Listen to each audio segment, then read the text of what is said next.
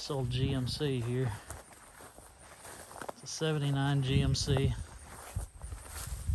with a 256 with a Rochester 2-barrel on it. This is a truck I learned to drive in. It's my great-grandpa's old truck. And I acquired it from him in '94. He had in '93 he had bought a new Dodge, and he drove this one for about 6 months. After that, he bought that new truck and the starter had went out of it, and he just left it sitting. And about 2 years later, he told me if I could make it run, I could have it, and I made it run. And I got it from him.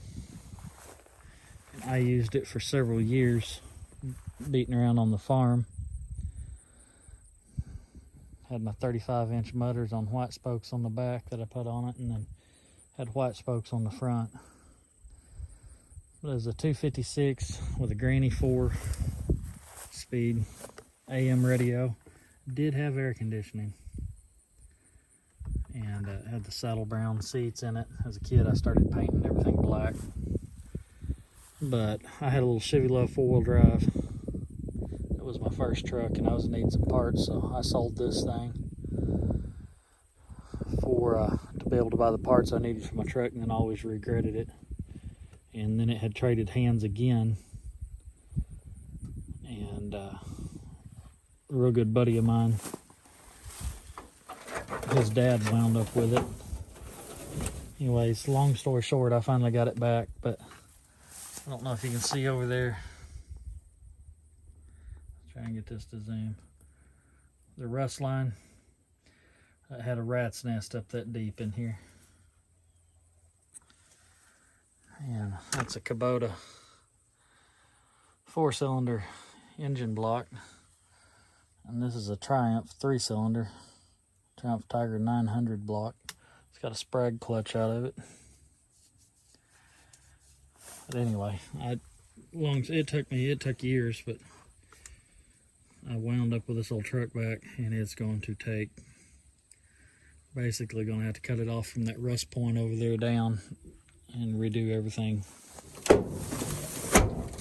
below that point.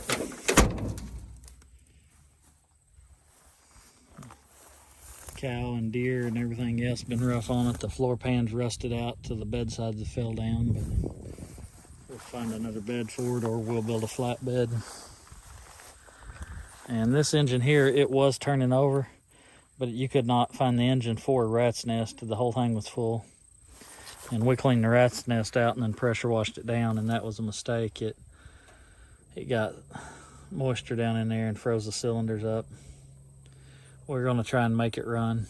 I had to put a steering column back in it. I think that was the whole reason they wound up with it, is they were wanting the steering column. So I don't remember.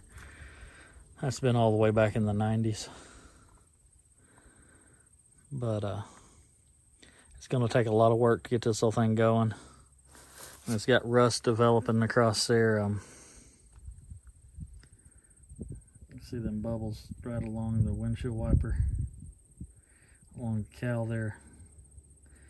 I'll have to get that in, get that cleaned up now before it completely goes away. But I love this old truck.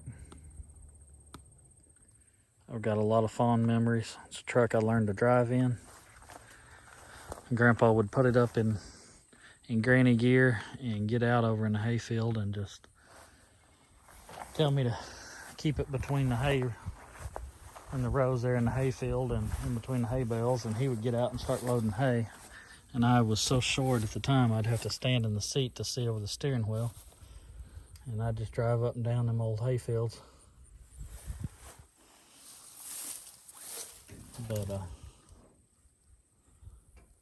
that started my love with square body GM trucks. I've had several of them. Always wanted this one back, and I've got it now, but it had almost went too long, but we'll put it back together. I don't know if I'll make it pretty or just stop the rust on it and make it usable. And I've got a set of 3/4 ton 4-wheel drive axles and a 4-speed transfer case over here that I'd like to put in it. But then on the other hand, part of me kind of wants to chop the frame down, put a step side bed on it, put a big block in it, and make a little muscle truck out of it.